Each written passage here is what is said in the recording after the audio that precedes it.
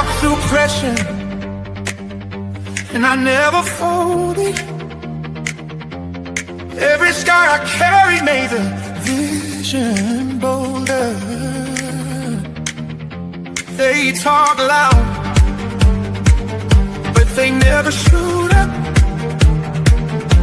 I built fence around every time they told me hold up. I don't thin lines, I read romance. I don't chase trends, I break contracts.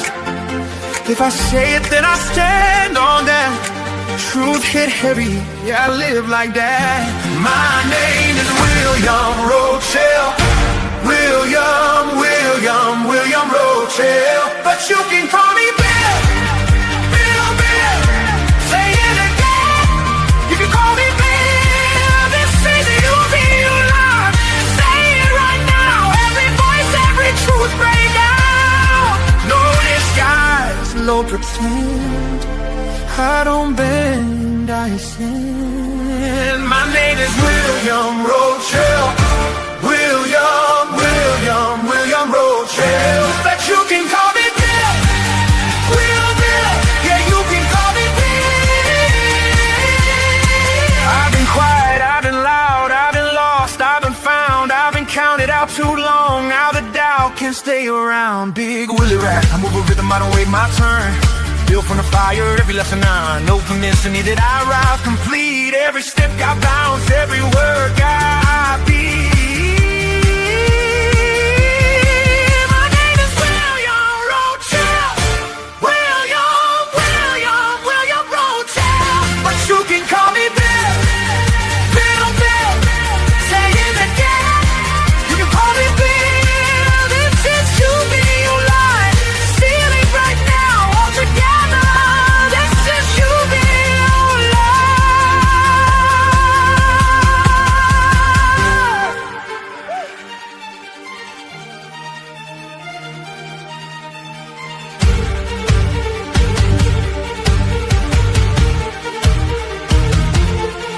I move quicker than the thought you was thinking. Every bar laser cut, never blinking. I don't tiptoe, I don't wait for permission. I arrive with precision and vision. Hear the strings when I step in the frame. Drums talk when I say my name. I don't follow energy, I generate. I don't follow momentum, I create. Breath control, raise the focus intact. Every line hit start, never slack. I don't fold under heat, I adapt. Turn pressure into rhythm and snap.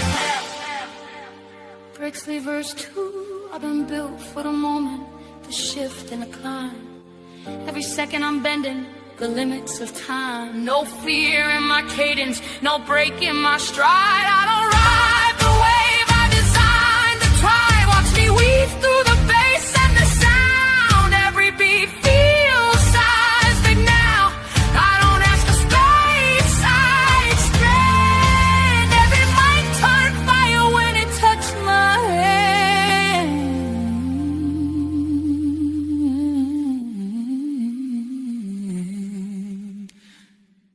I don't ask for space, I expand.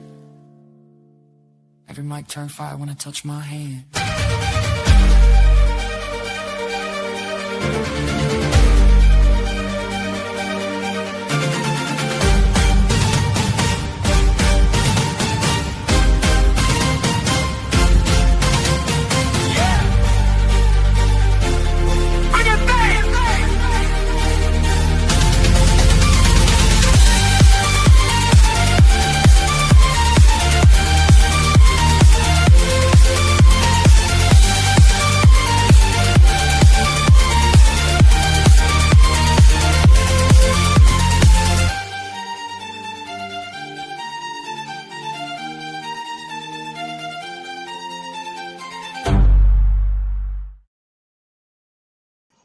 Hey everybody, it's me. Can you remember my name? My name is William Rochelle, but you can call me Bill. Welcome to the season premiere of UBU-Live. I have been, thank you, Kinga. I have been on hiatus since about 2 weeks before Christmas until today. So it's been about a month that we haven't been together. And I want to kind of give you guys a quick overview of what I've been doing throughout that month. First, let's talk about the intro. The intro is featuring two characters that I have created, and it is a breakup story. It's Brixley and Big Willie, and those are my two vocalists that I am now creating an entire world around. I've also released two different series of my microdrama. One are 20 episodes about my life between 0 and 16. And if you watch it, just be prepared because it's very raw and it's very real. The second one is a mystery drama about a podcast host. And I need to change the fact that it says sound check under my name because that's not really what this is. But I will do that. That's live TV. I started off 2026. I left 2025 in the rearview mirror. And I'll be honest with you guys. Kinga and I, along with Aaron, were promoting what we were going to leave behind in 2025, things we weren't going to take in 2026. And mine was fear. And I'm a little bit disappointed because within the first week of January, all that fear just came with me. And it was crushing and strange. And you know what? I'm over it. But that first week was just everything at once hitting me. So I'm going back to leaving fear behind and going into my walk, my journey with inspiration, with dignity, with pride, with the realization that every moment of our journey is special. Every moment of our journey is a teaching moment, and that we're never too old to learn and reinvent ourselves. As Kinga just said, sometimes you got to go through to get over. So everyone out there that supported me through this journey, thank you, thank you, thank you. I appreciate that. I'm surprised because I've been gone so long to have so many people that have already joined, and the numbers keep kind of going up. I appreciate that. I do not take that lightly. I love everybody. And with that said, I want to welcome to the stage my first guest with my season. Well, her and I will talk about this because I have to figure out the whole season thing. Miss Tanya Smith. Oh my goodness. What? What? I'm just happy to be here with you, William. I was hearing everything that you were saying and it was just touching my heart. So welcome back. Thank you. Thank you so much. So I was talking to you about, well, we can't go into the story, but the breakup. So you kind of saw that little evolution that I was describing backstage. And it's interesting because with the song that I actually wrote, in the description, it says they didn't come back for romance. They came back because I'm the executive producer. So they had a contractual obligation to have to be together. So it really is an entire story if anyone goes back to my YouTube. But Tanya, and I'm gonna keep correcting myself. I know, it's okay. It's not. I really want to make sure that I am honoring you in the way that you should, the way that I should, and the way that you should be honored. So we talked about this a little bit backstage. First of all, we are not, or UBU Live is not a political platform by any means. And that's not what we're here for. But we ended last year with the women's rights movements, civil rights movements. And I did that intentionally because it brings more people in. Everyone's a woman. No matter what race you are, there's a woman within that race. But the power of the Black woman was not represented at the end of that finale that I really wanted to do. Mm-hmm. January 18th was a date that I chose to come back. And I had no clue when I made that decision that it was the weekend of MLK and that the 19th would be a celebration, and the 15th was his birthday. And so I think this is a great time for us to talk about a few things culturally that I believe have been neglected, and I'd love your take on it. But before we do that, can I ask you a couple of questions? Sure. I'm nervous. I'm like, what is he gonna No. ask? I don't know. So I'm gonna give you two names. Okay. And you can either say, I don't want to answer. Okay. To one. Okay. To one of them, right? Okay. And you can just give the first thing that comes to mind. You okay? Okay, I'm deal. Okay. I'm open. Let's Candace go. Owens.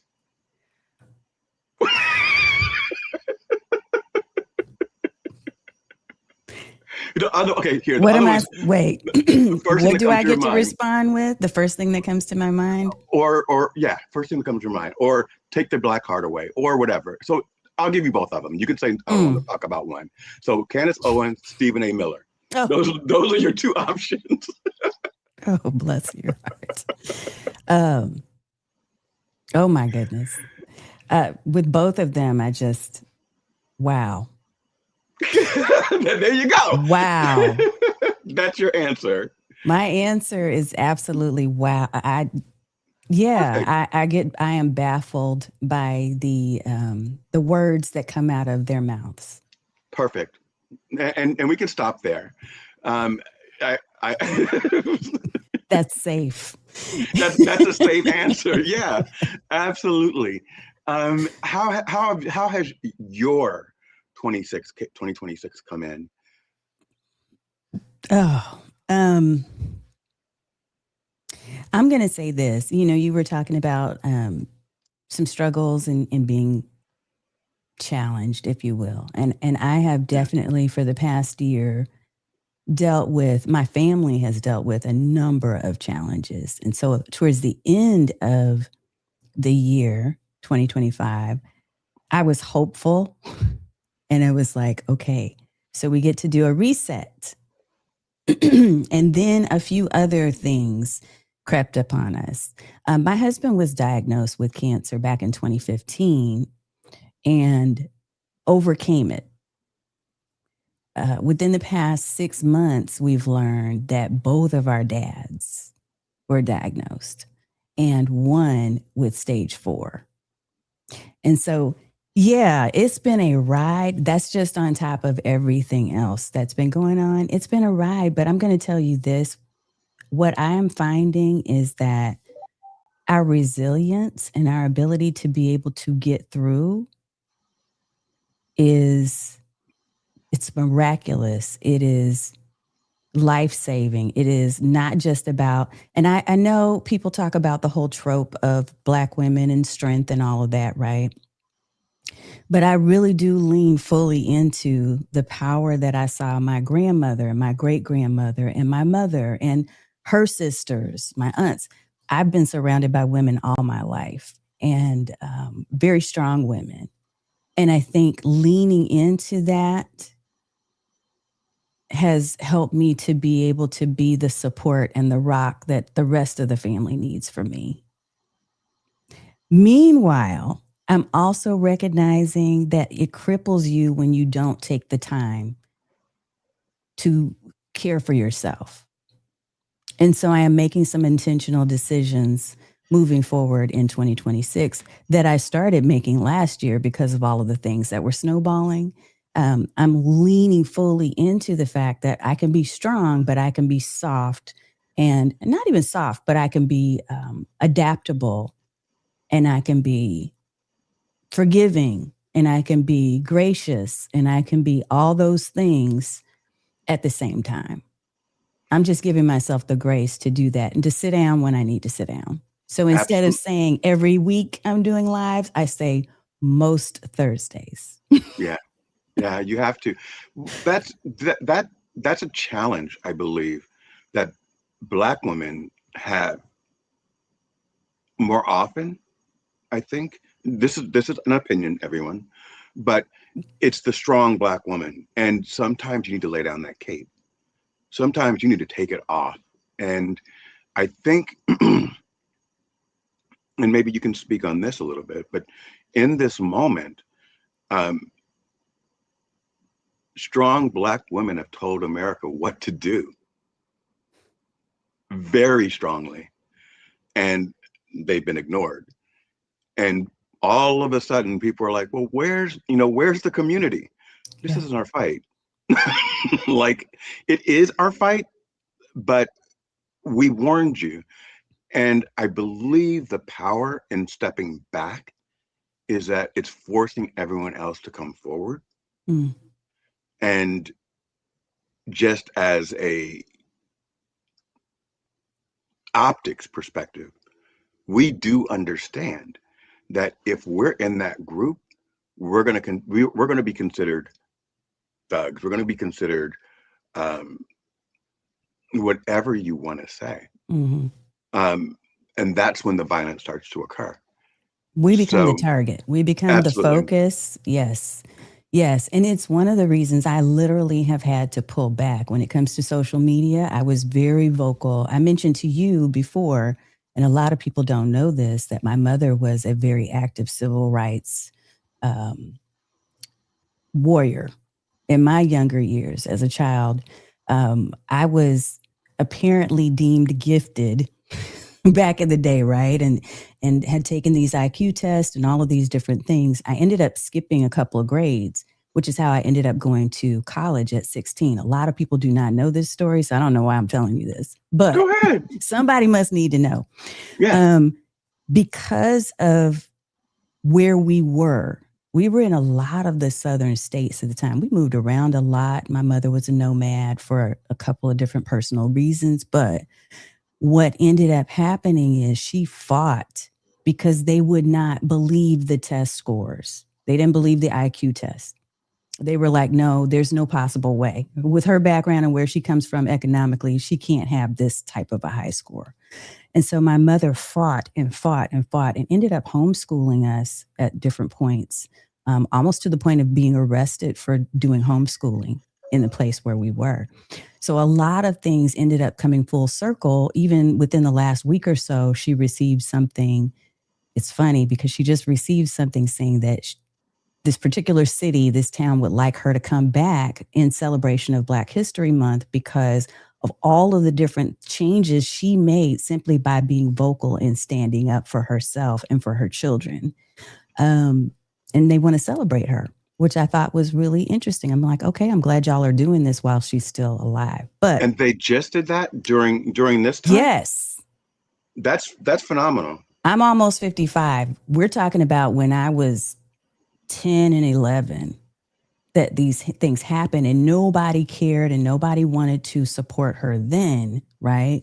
But now she's at least getting some of her flowers. But I say all that to say, when we stand up and when we're vocal and we say things out loud, we get the wrong type of attention. We don't get the attention where it's going to be of a supportive nature. And so even within the past few months, I said one thing. There was something I said on my social media. I can't remember what it was. And when I tell you, it drew the ire of a couple of people. And a lot of people won't know this because I hid the comments until I could go and report that it was hate speech. Right. Specifically, this person told me to go back to my native country because I don't belong here. And also basically cursed me out, like said some words. And I wasn't combative with her in the comments. I simply said, you won't get a platform here.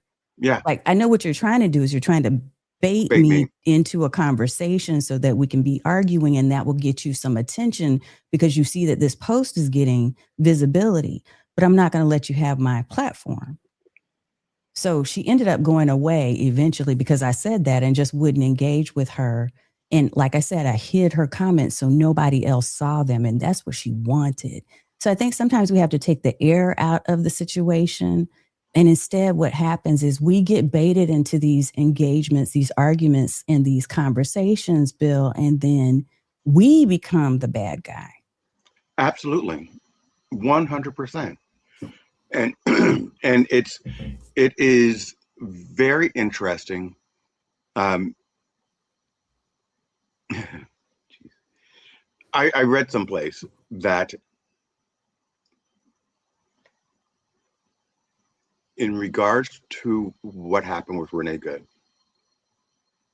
and it's in the news, it's everywhere, that it's interesting that Black Lives Matter, the group, have come out to support her and also to defend her. They're in Minneapolis right now.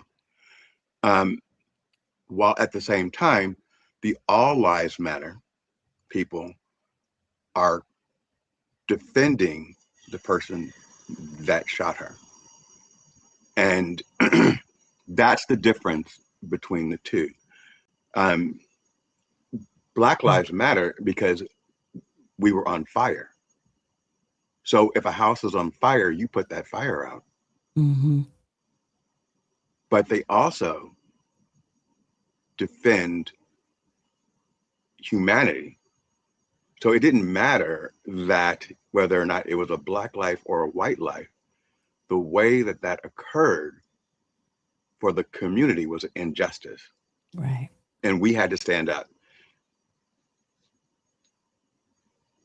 Yes. And for that, I have a sense of pride because we show up when we need to. Mm-hmm. We show up when we need to. And nothing like that should be happening in America. With that said, I'd like to ask you another question. 1986, Tanya Smith. What were you dreaming about? So let's see. So you were going into college, which I didn't know, probably right around 86, 87, maybe? Actually, I was going in at 88. So Okay. 86, 87, I was still in school. And you asked what was I thinking about? What was I doing? What was I dreaming of? Yeah, like what did you imagine your life to be? Yeah. Were you like a background dancer? Were you a doctor? Like what did you think your life was going to be? So I did not know what to expect from this conversation. Can I just say that? I'm sorry. No, you do not have to be sorry at all. So it's just got me thinking because at that time, we had moved once again. So one thing I didn't say is that my mother was also a victim of domestic violence. And Mine too. So you'll get what I'm saying here. So we were constantly on the move and in motion. And at around that time, 86, 87, we had just moved to Tallahassee, Florida. And I had just gotten into yet another high school because I was moved several times, gotten into another high school. And my number one thought was, I know there is no way I'm going to ever be able to go to college and to become educated and to do the things that I need to do unless I do this myself. And so at that time, I recall being the one who was kind of the quiet one, the reader. I was always that anyway. I didn't have a lot of friends. I had a few key friends. I wasn't dressed to the nines or any of that stuff. I didn't have access to those things. So what I was doing is I was going to the library and I was finding ways to get scholarships. And I was in the guidance counselor's office every week asking, how can you help me to help myself get to college? What can I do to do this? So this literally was where I was, Bill. I wasn't in a place where I was thinking about survival, and I was thinking about how do I get out of this situation and position myself for a future? Because at that point, it was hard to see what that future was going to be. Yeah. And so I ended up getting scholarships. I got a scholarship for my ACT scores. At that time, they were doing National Achievement Scholars. And so I ended up earning that And I also got a scholarship from Delta Sigma Theta, which was what encouraged me to pledge Delta when I got to college, right?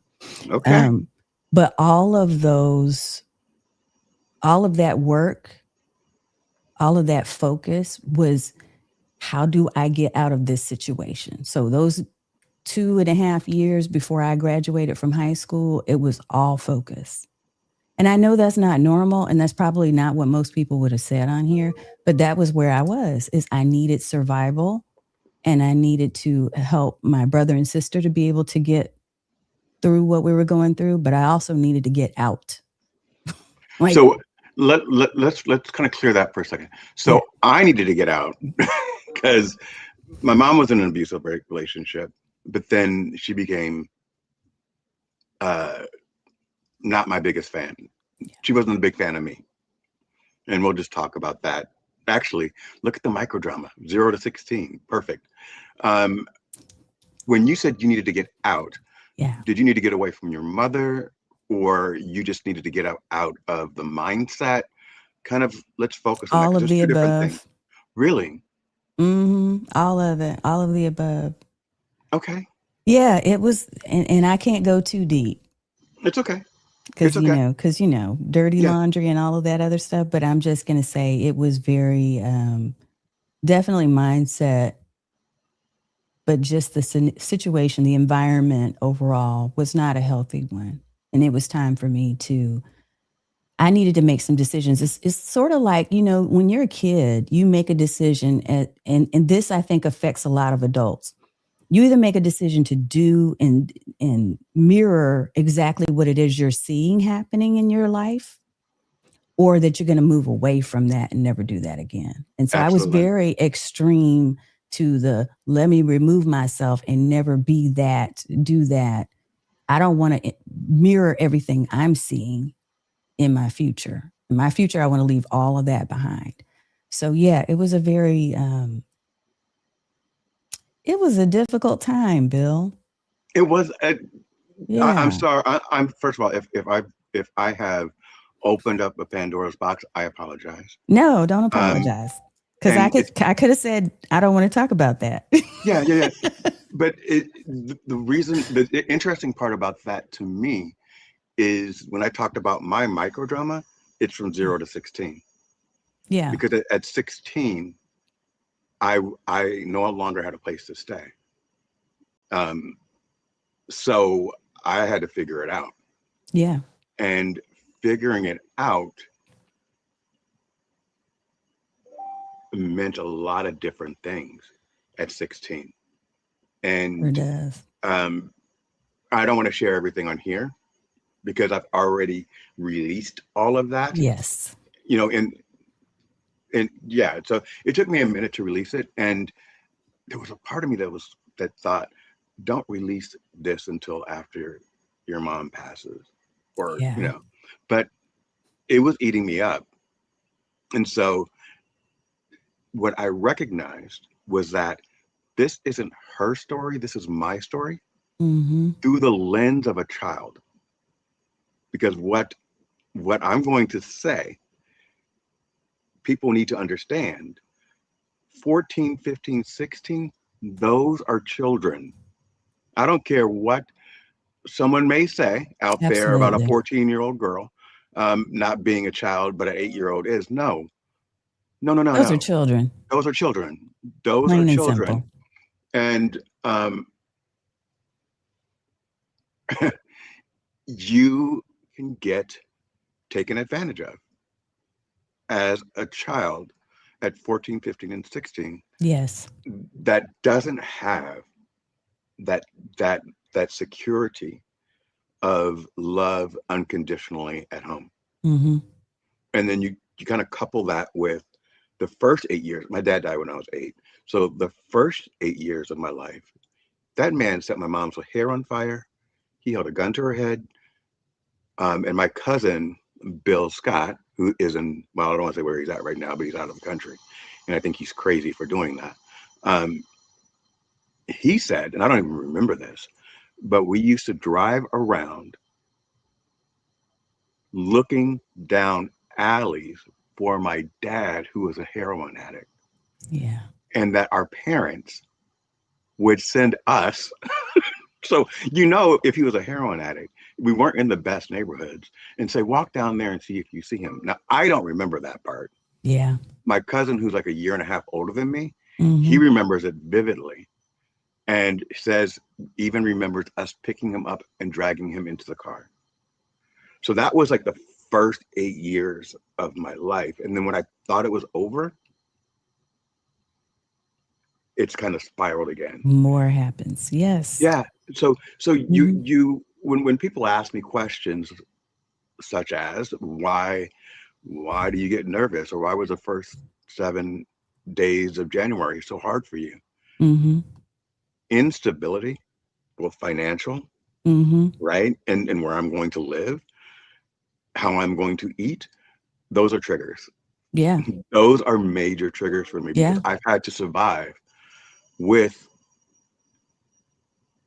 no, I'm by myself, so with no Mm-hmm. partner or no second income or anything. Mm-hmm. So right now, the journey has been kind of like made me reflect on who I was, Yeah. which made me understand why I'm reacting to certain scenarios in the way that I do. Mm-hmm. Does that make sense? It makes total sense. Look, when I talk about the trials and the challenges of childhood, a lot of things, such as seeing drugs, alcohol, those type of things, right? One of the things that I've always led with in my young adulthood and now definitely into my 50s is that I've never taken drugs at all. Like I've never tried them. I've never wanted to try them. I've never wanted to be around them. From an alcohol standpoint, if you ever see me drink, it's like one. Whatever it is one, and you won't see anything else. Because to the extreme of what I saw, the extreme opposite of what I saw and what I experienced is that I never wanted to be out of control. I never wanted to have an out of body experience, right? And not have the discipline to be able to make decisions about who touches me or who is in my space or how I do things or what I do. I never wanted to wake up somewhere and not know what happened. Absolutely. And so that control and that wanting a sense of being grounded has also shown itself in a lot of different ways. So the discipline that I have when it comes to my business, it comes from that groundwork, right? The fact that we have been rooted so long in a spot, because we're now here in Texas and have been here for some time. And I wanted to raise my children, my two daughters, in a place where they didn't have to keep moving all over the place. All of that is rooted from what I know I experienced and what I said. I do not want any of that for them.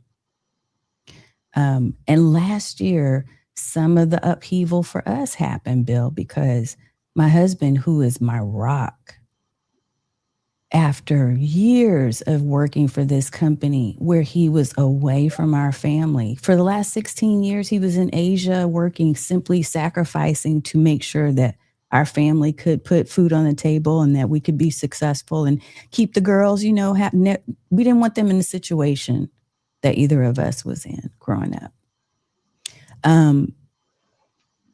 But due to tariffs, and the uncertainty of the tariffs and the decisions that have been made by this current administration, he was let go.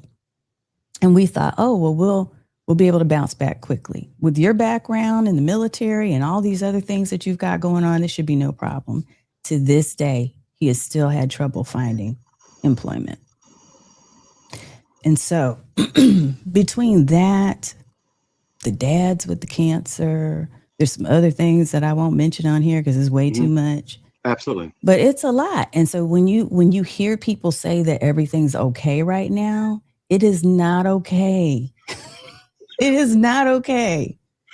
I'm trying to make it be okay on social media. I'm trying, I swear. I don't want to bring anybody down. I don't want to say negative things.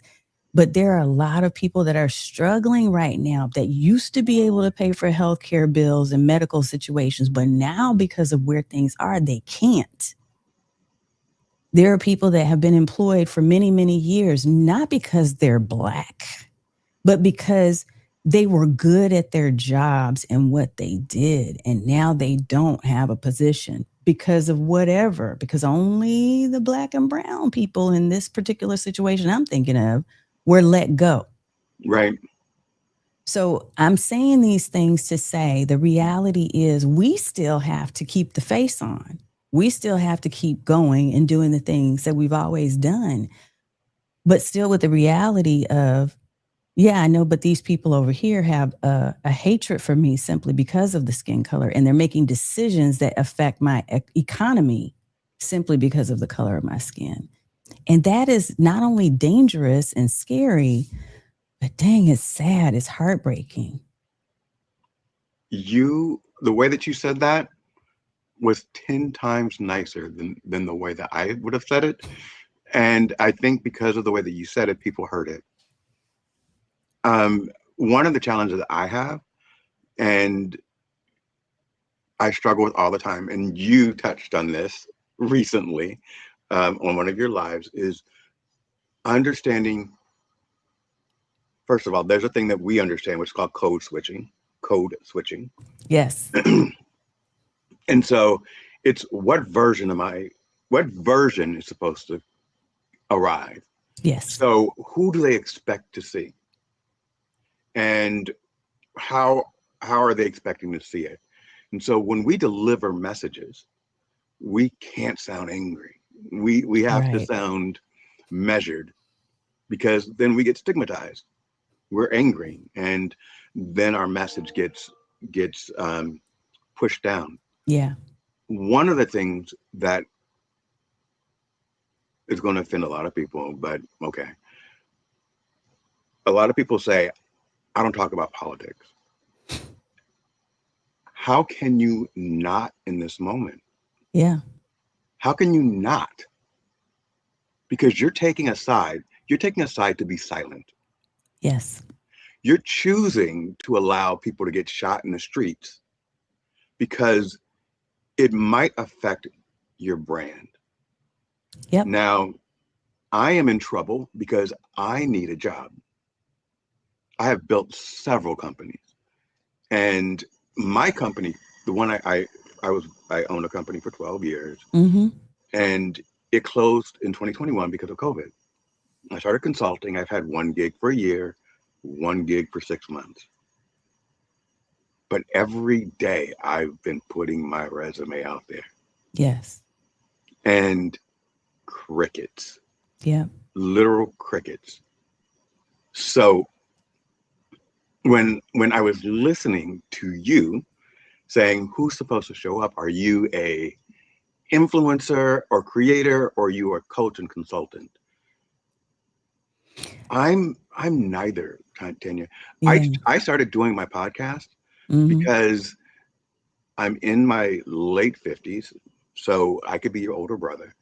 And I started writing an article daily to describe what it was like looking for a job at this point in my career. I did that. And if anybody looks back and reads it, it was all hope and aspiration. Those were things I was saying to myself. I was jotting down what I needed to hear in that moment and then just sharing it. And it resonated. Yeah. And so then I was thinking, after a year of doing that, well, maybe they think I'm a stuffed shirt, right? Maybe they think, I'm going to be this rigid type of person who comes to the table with, previous experience, but can't add value to future. I'm like, no, that's not me. I can add value anywhere you want. Yeah. So that's how the podcast originated, was for me to put a face to the words. And so I've never really defined, am I a creator? Am I a content influencer? Honestly, I'm a person that just has a platform that wants to get to know people, not their persona, not the person that you're putting out there for the public, but the person behind the screen. Mm-hmm. And for some reason, there's 611 people on right now, and they've been on since we started. I don't know why. Like, I love it. Like, Me I either. really. Why? Like, Why are y'all here? we're like, I love it. Thank you. Hold on. Please subscribe to my YouTube channel. Yes. Please like. Please share. And also subscribe to. And Tanya Smith is scrolling down. So you guys stream like a boss, which we should talk about next. And Tanya's YouTube channel, it's scrolling right below us. Please subscribe, like, comment, and share her her media as well. Thank you. If you are on Substack, I will tell you this. Part of the reason why my January 1st started so badly is because I had a lot of bills on recurring payment, Mm-hmm. and they started failing one by one.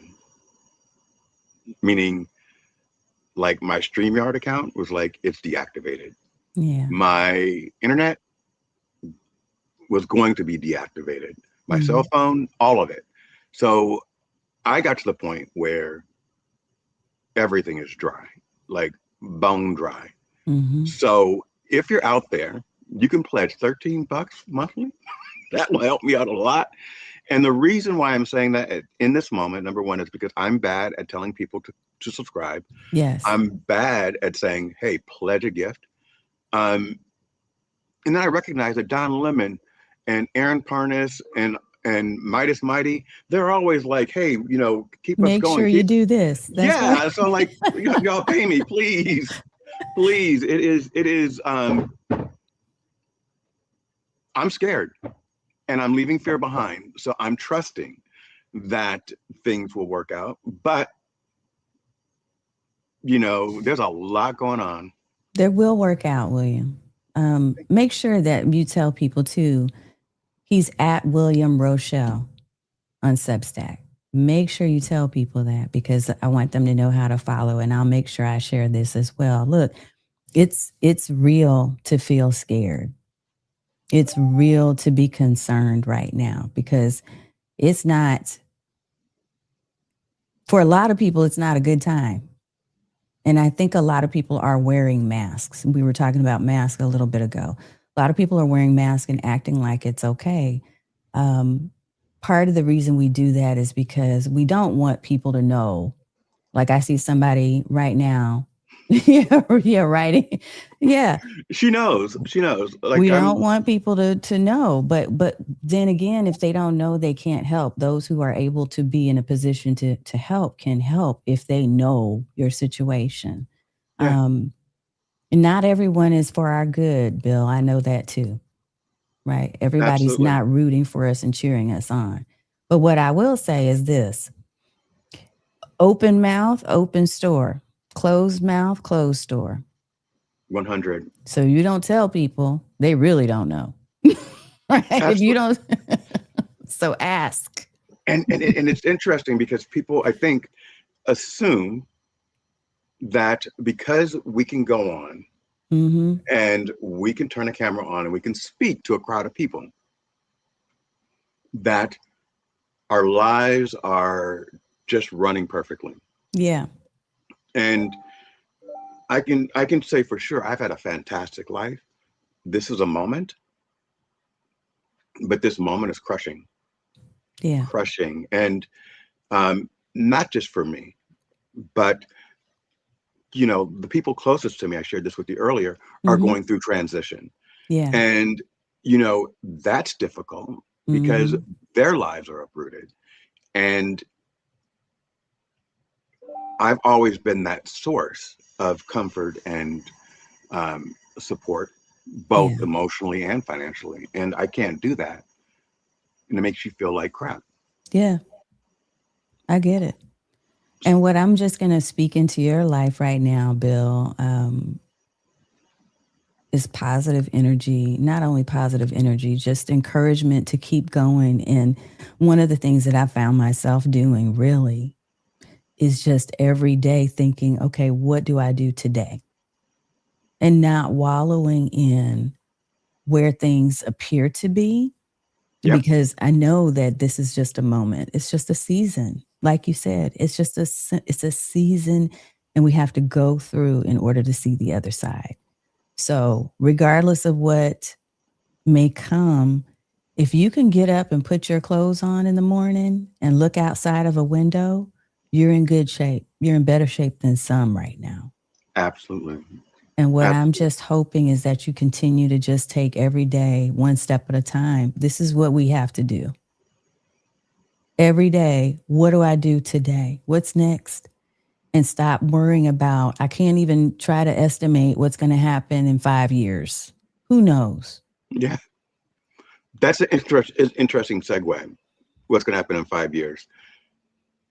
Because I'm going to ask you about that as a coach. But if you don't mind, I'd like to tell you something very ironic because of what you just said. Okay. So not last Friday, the Friday before last, at 8 o'clock in the morning, I wrote a post. And I said, I'm taking life 1 minute at a time. And and I don't know what's going to happen, but my feet haven't gotten out of the bed yet. And I'm making a decision to be positive and let everything go. By 9:45 that same morning, and I don't know why I did it. I did a live. I know why I did the live. I did the live because in my mind, I wanted to say this once, and I didn't want to take phone calls about it. By 9:45, my dog had already died, and I was leaving from the crematorium. So at 8 o'clock in the morning, I said, my life's going to be great. And by 9:45, Tanya, I was bawling. Yeah. And I don't know if you've ever done this because you've been doing this much longer than I have, but I went live with the intent to say, just because I'd written an article like the night before that my dog was sick. And, people started asking me about that. So I said, well, let me just clear it up. He's now passed. But I was still staring at the crematorium. I was literally in the parking lot. And I was fine. I started to talk. And in that moment, I did the ugly cry. I was wearing my Tom Ford's, the big aviators, which make me look like I'm wearing goggles. And I let out everything. I was like, my finances aren't right. This isn't right. We're at war with Venezuela. I have a critical disease a critical health issue, a chronic health issue. And I need my medication, and the healthcare hasn't been subsidized yet. Like, all these things hit me at once, plus all the rejections, the accounts failing. So it was like, how much more can I take? And in that moment, I just let it out. Part of me said, remove it, but that was a real moment. And I'm going to just leave it where it is, because that is how I was feeling in that exact moment. And when I look at what started at 8 o'clock in the morning to 9:45, and then by 1 o'clock in the afternoon, a friend took me to lunch, which was wonderful because she got me out of the house. Yeah. And we were able to switch the day and change the narrative. I don't forget Buster, but he was with me for 17 years. But I had to push through it, or that crushing weight of loss in all aspects of my life were going to consume me. Yeah. So as a coach, how do we navigate this period? Because I am 100% motivation, inspiration. We can do it. I don't have a magic answer for that. I'm just going to give you my personal Tanya answer. Is that okay? Absolutely. Okay. It's better, actually. My answer is that you react in whatever way your person says you need to react. Because whatever you show, however you react to the situation, it is intended for you. You are entitled to that. You are entitled to that. The fact that you got on and you did your live stream and you ugly cried and all of those things, it just showed people that you're a real human. And right now, people need, I keep saying this, I find myself saying this at least 10 times a day. People need to know that real people exist like them in this moment, given the AI video clones and the bots and the automation and all the things that are out there that are not real. It's important for you to show that you are a human. And it's important to be human. And I won't ask for forgiveness for that. And you shouldn't either. And if you showed up on your live stream and shared that, I bet you it endeared some folks to you. And it possibly turned other people away, which is fine. It's called right-sizing your audience. And I heard that from you the other day. Okay? I don't worry about when people, I'm not for everyone. I have a t-shirt. I probably should have wore it today because it's perfect for this. I'm not for everyone. And everybody's not for me. But the people that needed to hear you and to see you in that moment being real about what you were going through, that probably was a very powerful seed for someone else to be able to let go and to show up as who they are and to acknowledge the fact, again, I'll say it, everything is not the way that it appears. There's a whole lot of folks on these social media platforms acting like everything is so great and, hey, I'm making tons of money and look at my fancy car in my house, and they're not okay. This moment is not okay. I sit here and I think about all of our ancestors and how they must be rolling over in their graves thinking, why are we back to fighting for the same rights that Unbelievable. What is happening here? Like, why are these things in reverse? Why are we moving in reverse? Why aren't people noticing it? Right. Why is it they're not seeing it? And I asked the other day, I was like, what were you thinking? This is what you asked for when you went to the voting booth? This is what you wanted? You wanted a world of chaos and war and racism and bigotry, and you wanted all of these things? This is what you asked for? Really? Mm-hmm. No words. I don't even know what to say to that. I don't even know what to say to that. But at the same time, I don't want to be on 24/7 talking about it. Because here's the other thing I know. And Bill, this is for you too. The other thing I know is that you get what you focus on. And so what I'm determined to focus on in this moment and moving forward, and I have to keep reminding myself of this because sometimes I slip. Say that again. Sometimes I slip. Yeah, people need to understand that. Like sometimes people need to understand. Go ahead. Sometimes I slip and I fall.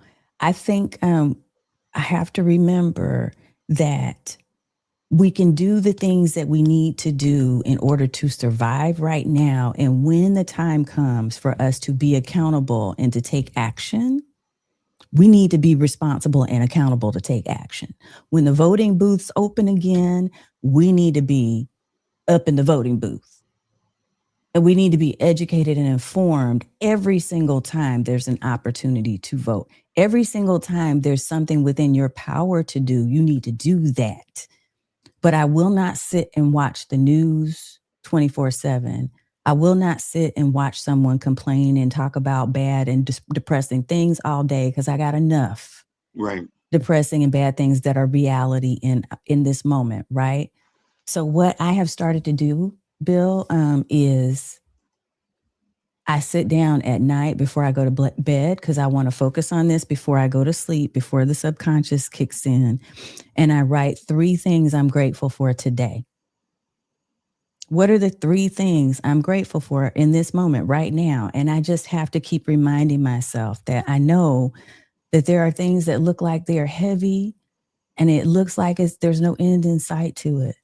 But I just have to believe I just need to get up in the morning, put on one sock at a time, or put one pants leg on at a time, get up and move, do the things that I know I can do, create a routine for yourself, whatever that routine looks like that's within your wheelhouse that you can do. So I get up and I do my treadmill. I'm usually up at like 4:30 in the morning. First thing I do. I know, right? But I'm an early bird, and I like to have that quiet space and time. That may not be you. That ain't you. That's me though. So whatever for you becomes that routine that helps you to just have that discipline. I focus on the routine of the things that I can do in the moment, and try to separate myself from, here's the things that I anticipate are going to be hitting me today. Like, am I going to have enough in the bank account to pay for the mortgage? I don't know. Like all of those type of things, I can't stay focused on that. I have to stay focused on what can I do? Right.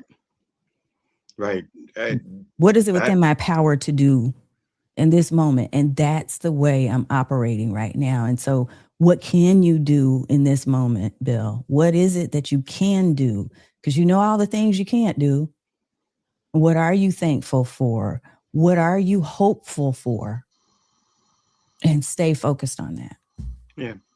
What I'm thankful for is that call I got right before we started, and a lot of people, when they don't get those calls daily. Yeah. So that is what I'm thankful for. Yeah. That's what keeps me going. Throughout all of it is that piece. What made you start to go live initially? And then I believe you've gone through everything that I'm starting. So, like you said, you did the viral dances and stuff like that. Yeah. I just joined TikTok and Substack during my hiatus. So I was just doing that. Now I'm going to stop. Yeah. I was trying. It didn't work for me. Yeah. I'm going to stop because I understand. I listen and I take what I need and then what I think, okay, that doesn't necessarily apply to me. I leave it to the side because not everything is perfect, but that was really great advice about understanding your brand. Yeah. And what to do. Mm-hmm. What have you learned? How did you start Dream Like a Boss? And what made you go live for the first time? I started because I was desperate.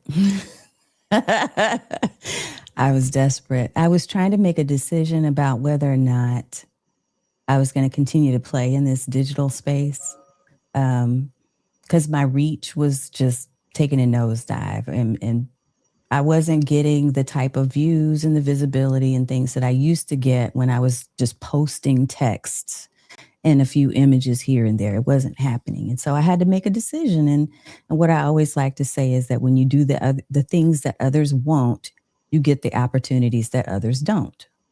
So when you do the things that others won't, you get the opportunities that others don't. And that kept coming to me. And I kept seeing that the socials were asking for people to do live streaming. It was kind of a hot thing, right? And so I said, you know what? I'm going to do this video thing, but I don't want to do produced video because I don't want to try to go through all the production and hiring people and all this stuff. I didn't want that. I didn't want to edit. I didn't want to learn how to do all of that. I'm going to do lives, and I'm going to give myself enough of a runway, knowing who I am, because I would give up if I just said, I'm going to do it 30 days and see how that works. Yeah. I probably would have given it up in 30 days or less.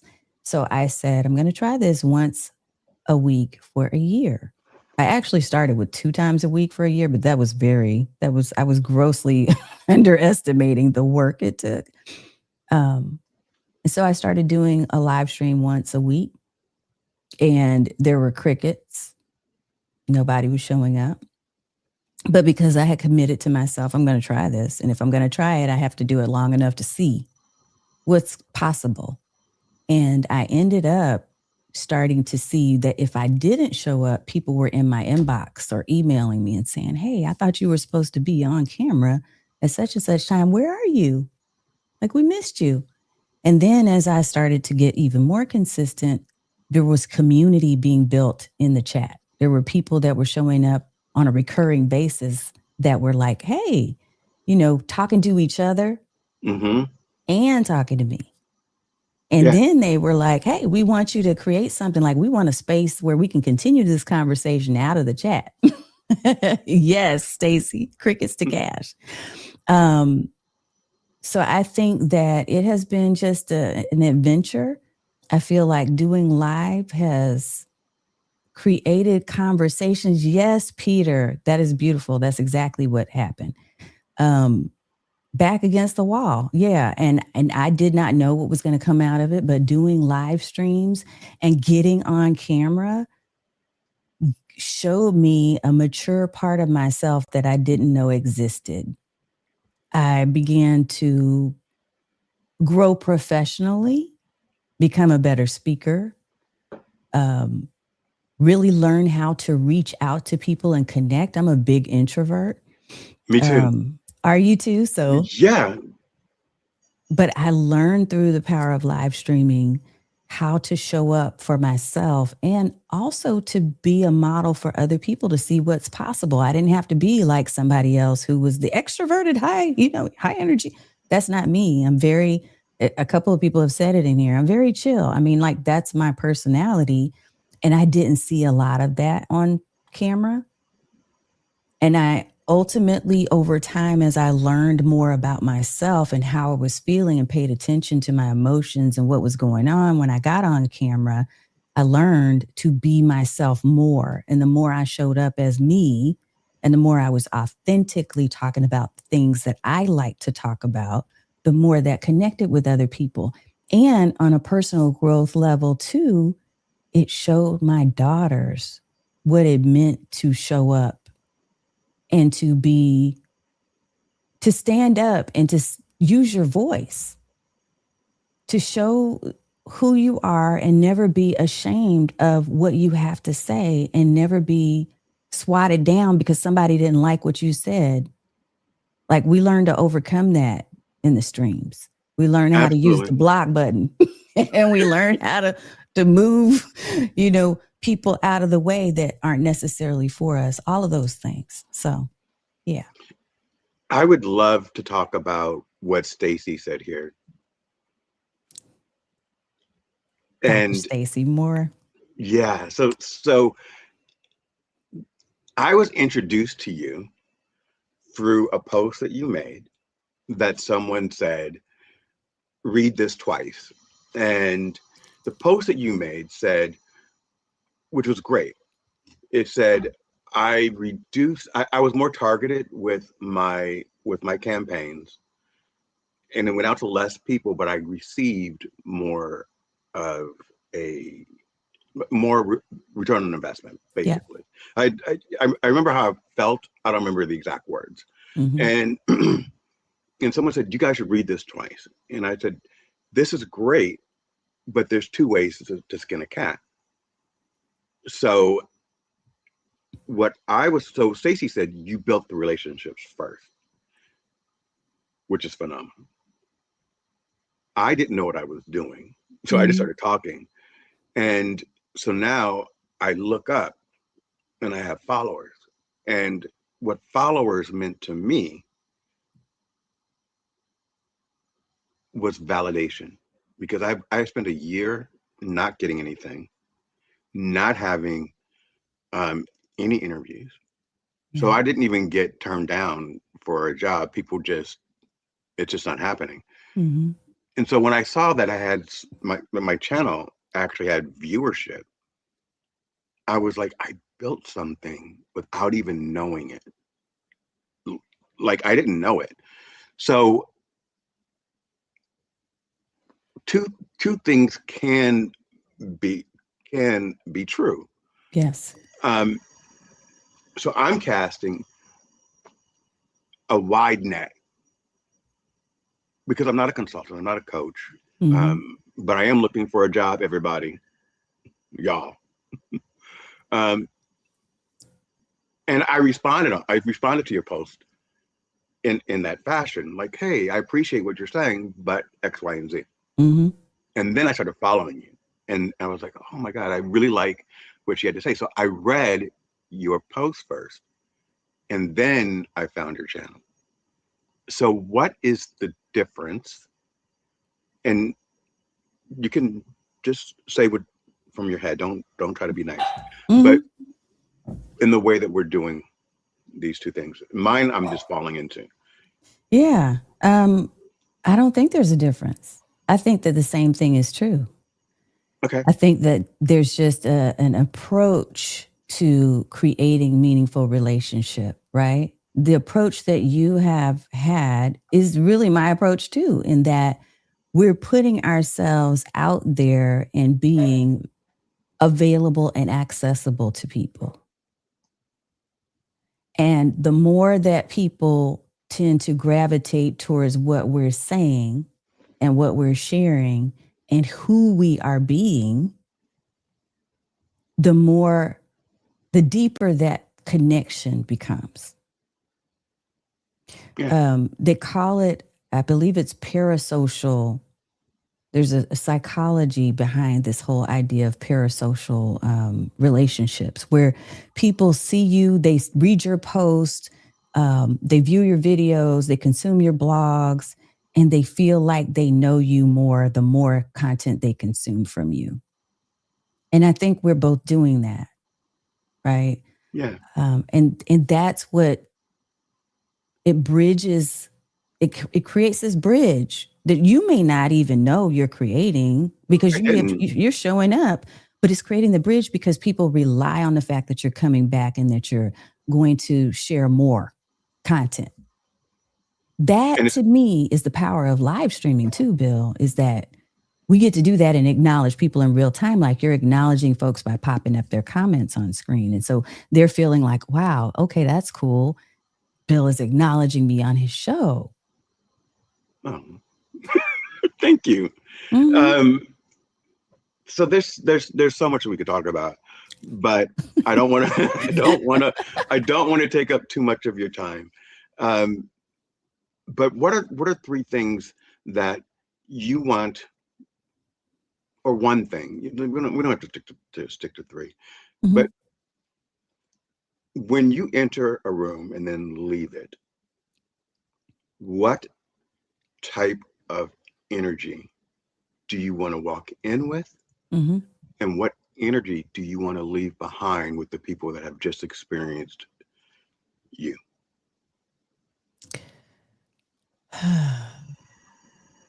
I'm thinking that I want to walk in with lioness energy. I walk into a room, and I know this about myself. I walk in sleek and I walk in professionally. And I've been told this, and I walk in with grace and with compassion and with power, but it's the kind of power that's steady. It's not like pow. It's like, right? And when I walk out of that room, I want other people to feel the power of calm, but also to know that they just got something that could potentially change the trajectory of their life or business. Like I want to walk out with them knowing like, wow, they didn't have to hear me shouting, yelling. It may not even be super motivational in the traditional sense of the word, but they walked away with something that they're going to carry with them. And it's going to go further than just that room. That's what I want. Great response. Great response. And then stream like a boss. So how did that come about? And in addition to that, so I have multi-layered questions. I know. I noticed that you do public speaking as well. So how did you get into that? And what was that like being an introvert in front of all these people for the first time? Or has that just been common for you? I'm going to go backwards and I'll answer that question first. I never saw myself as a speaker. I've always had people ask me to speak, but I just speak from the heart. Like I'm not a trained, obviously not a trained professional speaker, because I wouldn't say words like all the time.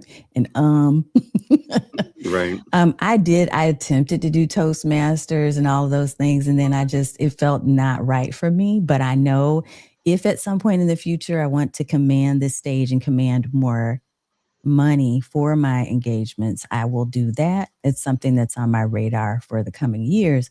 But I just know that my gift is to be able to take complex concepts and break them down into practical, understandable bites. And so when I get asked to speak at various conferences and on stages, that's what I walk into the room with. I'm armed and empowered with knowledge to share with other people so that they can take action. I'm not someone who just walks in, like I said, to do motivational talks. I walk in with, this is practical advice and information to help you to go from point A to point G, if that's what you want to do. And if you choose to go from point A to point Z and you need more information between the H and the Z that I can't cover on this stage, come find me. Right? Stream like a boss. And here's one thing I don't want you to leave with. I don't want you to leave, Bill, without saying what type of employment and career and occupation you are interested in pursuing, because a couple of people that I know who are in the chat are asking, well, what is it you want to do? So please do not close this out without saying what you're interested in doing so that we can start the ripples. Absolutely. Thank you for that. Yeah. But let's go stream like a boss first, and then I'll do that. Okay, because I need you to do that. So stream like a boss. I'm going to make this real quick. Stream like a boss was, it was one of those things I woke up with. Like I woke up with an idea and I thought, I wonder if anybody has that. Like I want to show up authentically and in boss mode. Like I want to show up like I got this. I want to show up with confidence, and I want to show up with grace, and I want to show up knowing what I'm talking about, and not just out there speaking to be speaking. I want to show up like I am the leader that I know that I am, and I want others to show up in that skin too. So I ended up, it was just one of those God moments. It was a spirit moment to go grab it. Now, what's funny is somebody was squatting on the .com though. Okay. And they still are. They were squatting on the .com, and at the time, it's now tripled what it cost at the time that I had the idea. So it's still out there, and one of these days I'll purchase it maybe. But I use streamlikeaboss.tv because I'm really focused on video and live streaming anyway, like creating a channel for your communication and for your knowledge building so that you can become a thought leader with whatever your topic might be. You're leveraging live streams for that. So streamlikeaboss.tv became my home, my domain online. But yeah, that's it. Nice. It's boss energy. Nice. I love it. And how much does it cost to buy it? I'll keep that private.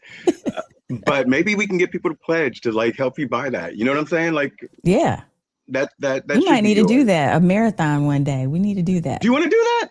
I would do it. We could do that. Okay. We're going to get that on the calendar. So what do I want to do? Yes. I am an operational wizard. I have built several companies operationally that have gone from $0 to $90 million. And I have been in emerging growth companies. So I work for Teleflora, which is a billion-dollar business. It's owned by the wonderful company. And there I was in charge of staffing, recruiting, training, and national accounts for the entire company. And we would bring in, the call center was 80 seats, but we would bring in 250 people every single holiday. Because Teleflora is a floral delivery service, by the way. And they're a membership and subscription-based company. So I was in charge of making sure the membership continued to grow, and that we retained. Retention was a big part of that. But seasonally, starting with Thanksgiving, we would bring in 120 people. And then for Christmas, it would scale up to 250. And then we have to drop it back down, do the analysis on what we need to maintain our core. And then we'll start back up for Valentine's, Easter, Mother's Day, and then Father's Day.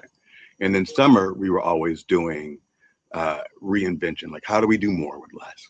So that was my foundation. I went from there to joining Spark Networks. And Spark Networks is an online dating group. And we started J-Date, Christian Mingles, Silver Singles. There are 30 different websites, but if you're Jewish, you know what J-Date is. And from there, in Beverly Hills, I was in charge of that entire operation. I opened up an office in Israel, Provo, Utah. My core is customer service. That's where I start. But in every company I've been with, they've moved me into operational roles because the team in customer service does not ask people to call in. So they're not calling in because they want to talk to somebody. They're calling in because there's a problem. And so once you start listening to your customers, then you understand what needs to be fixed and how you can build cross-functional teams. So that's why I always start to fix the customer service area, but then end up owning the entire operation. In most companies that I've worked with, no one has complete autonomy because, Spark Networks is a globally traded company. And that was back during, the SOX compliance and everything else. Yeah. So, we have people looking at everything that we do. We need, we have to be accountable. But if I had an idea, I just ran with it. So being over customer service, our members, and people would always ask me, do people really date online? Okay. Really? Yes, they do. But I took that and I said, what do our customers really want? They want a safe place to start dating and seeing people online. So I created, and I'm going to say that because no one asked me to, an events and travel department. And so what ended up occurring is twice a month, I was in New York or Miami or Chicago, and we would just throw events. And people would come, there were social mingling things, and then it turned into a travel. So our members, and this is about, I want everyone to listen to this because this is really important. In order for someone to leave their home and come to your event regularly, you have built trust. Yeah. For someone to give me $4,000 to go on a trip, you have to build trust. So our travel and events department, which was fantastic, when the founders were having to report numbers to the board, they would literally come to me and say, do you have anything you want to come up with? And I said, well, we can do a ski trip, and that'll bring in $1 million over the weekend. So give me 90 days, I'll put it all together, and we'll push it out. And that background from Teleflora really did help because I was used to deadlines. Yeah. So if you're sending flowers for Mother's Day, they need to get there on that specific date. If you're doing a travel, that flight's going to leave on a specific date. So you can't mess around with it. You need to be staffed for it, and you need to have your team trained well enough to provide the same service from a membership subscription base to be able to sell a trip to Thailand. Yeah. And at a certain point, because of the way that I did it, and at the time I was thinking about what I would want, I recognized everyone has Memorial Day off and Labor Day. And because our biggest site is a Jewish dating site, they have nothing to do between Christmas Eve and New Year's, right? So I had that nailed down. Like those 3 dates were always nailed down. And then I would have like a ski trip in January. That would be like every other year or something like that. But people started planning their vacations around our itinerary. And when I launched something, I was in charge of not only the contract negotiations, But my thought process, understanding the community that I was dealing with, Mm-hmm. this is, I'm going to make this short, by the way. There was somebody else that was over operations, and they said, the more you charge, the more value that people perceive. That is correct. And she said, McDonald's actually decreased the size of their hamburgers and charged more, and nobody noticed. Yep. And I said, I believe in value. Mm. So what I did on behalf of our team and our members is I would go out and negotiate rock bottom prices and deliver something to them that was so phenomenal that they could not pass it up. Mm-hmm. And it was done in a way very strategically that when I announced something, that was the low price. Yeah. But they knew within 2 weeks that price was going to go up, or Mm-hmm. we only had so many seats at that price. So I would get pre-books before we even scheduled the first announcement to go out because people knew something was going to come up. So if you had to, because I know there's yeah, I'm seeing some notes here in the chat. If you had to boil down what you're interested in doing in 1 to 2 sentences, because I'm trying to help you get some exposure here. Okay. Thank you. Okay, because I'm seeing people in here asking, what would you be excited about doing? What type of career would you I'm love? a builder. I'm a builder. Okay. So I love walking into an organization that has chaos and bringing the calm. I love, taking a lot of a Frankenstein project, Yeah. and then bringing the cohesiveness to it. That's Because what it everyone sounds kind of, like. some people like just keep building. They're building so fast, they're growing so fast that they don't have that calm eye to come in and say, all right, you did a great job, but let me fix this. Yes. And that's where I come into play. Okay. So, yeah. So, there might be people as a result of your show, your episode, who are going to reach out to you, Bill. And I'm wishing you all the best. Yeah. Risk you. assessment. I know, right? Yes. I love what Kenneth is saying too. I believe in value as well. Quality over quantity. Yeah. Yeah, I'm just wishing you everything good, all the positive things, everything good. And we're going to just hang on and do day to day what we need to do in order to get through so that we can reach that next season. Absolutely. And before I let everyone go, I want to say that next week, I am going to have, this is UBU Live, everyone. So next week, I am going to have someone that I know from Venezuela that is a Trump supporter. I love this guy. We fight all the time. That's going to be fun. I told him, I said, I'm not going to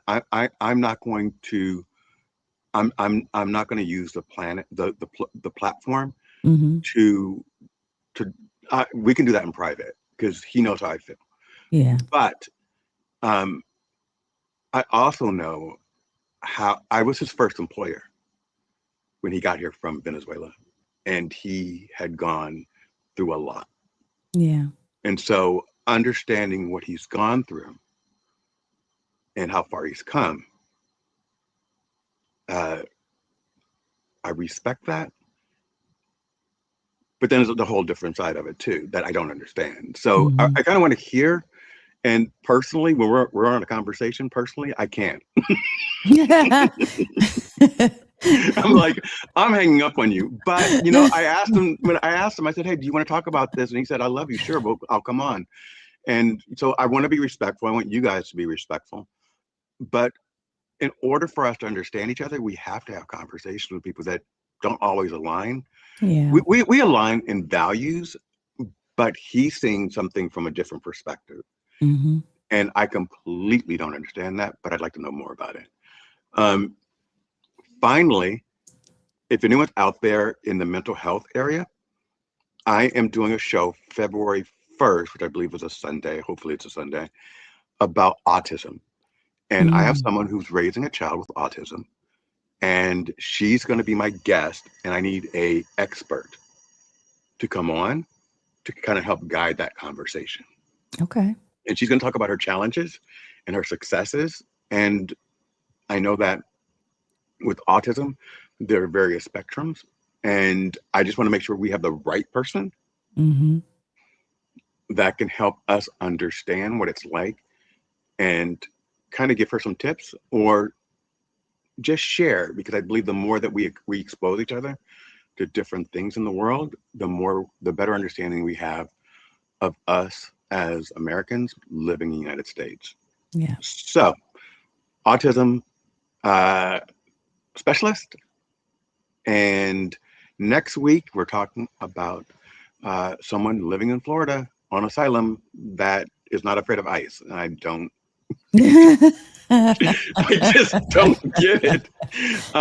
With that said, I am going to, Tanya, thank you very much for coming on. My outro is long, so you do not have to stay for it. But it is, who did I choose? Oh, so this is a Brixley and Big Willie collab. And last year, all of my media was geared towards the guest, and now I'm really promoting the things that I'm doing. Good. So Thank you. This is Big Willie and Brixley, and you and I, honestly, hopefully you felt this was a little bit different than some of the things we've done. I feel like I've made a friend. Yes. And a connection. And I hope that everyone out there understands. Actually, do you want to tell people about coaching or how to contact you? I can just give a really quick and just say that, look, if you are interested in using more video, if you're interested in learning how to leverage live streams to build conversations, to create connections, to build your authority brand, then I would be more than happy to talk with you. So the best way to get to me is streamlikeaboss.tv/links. That will take you to any platform you choose to connect with me on. I want to thank you, Bill, for sharing your platform and for having me on and reaching out in the first place. I was so honored. I was scared. I'm like, you're not gonna. You shouldn't be scared. I'm not scary. You're not, but I respect you, and yeah, that's just it. Yeah, I am thank honored. you, Curtis Brooks, for actually being a follower of Tanya as well. Because I was talking. I don't know if you know Curtis, but I do. I was like, Curtis, you need to introduce me. You need to introduce me, and he never did, and so I just reached out to you myself. So, Curtis, he's amazing. He is. Thank you. And with that said, we're going to sign off. And you guys, please take a listen to Big Willie and Brixley. Bye, Tanya.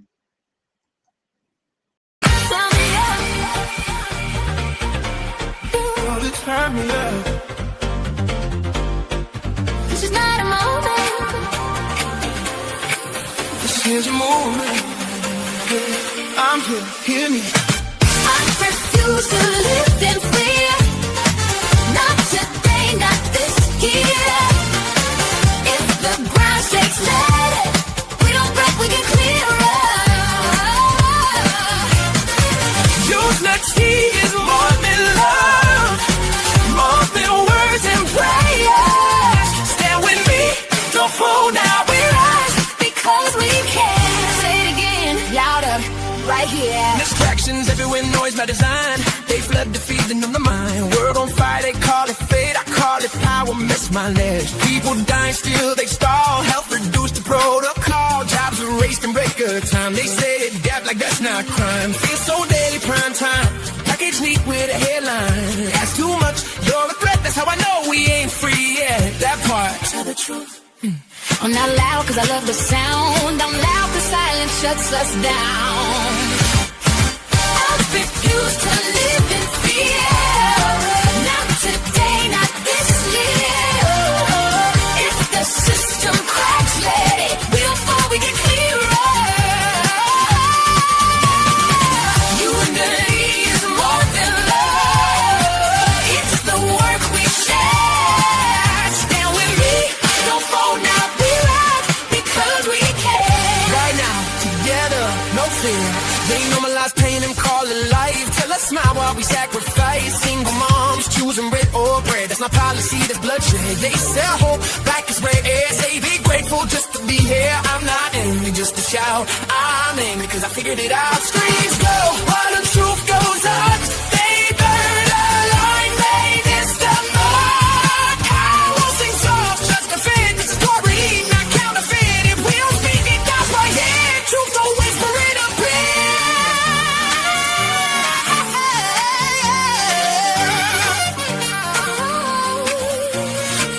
I refuse to live in fear. Not today, not this year. If the ground shakes good, let it. We stop and we get clearer. Unity is goal, not a slogan, not a trend. We don't wait, we don't flow. This is how the future bends. Say it, say it. Say it again. Me wanna die, they wanna spit, they wanna fight, no one's collapsing. Click, but I see you, you see. That's how revolutions be.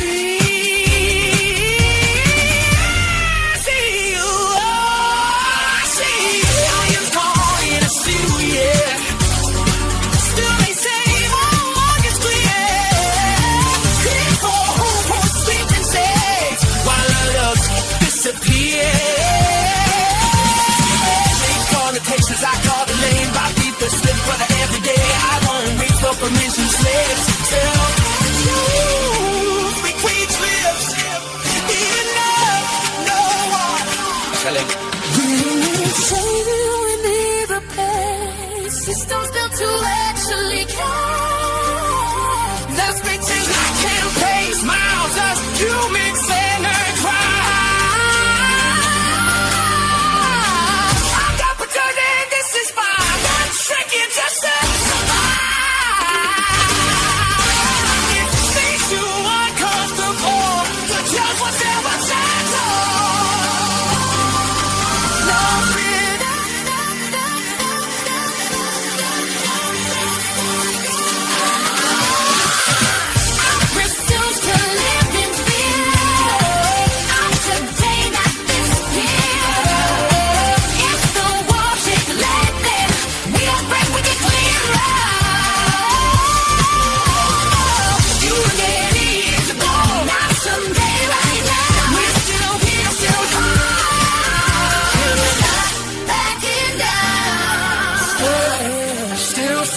Still breathing, yeah,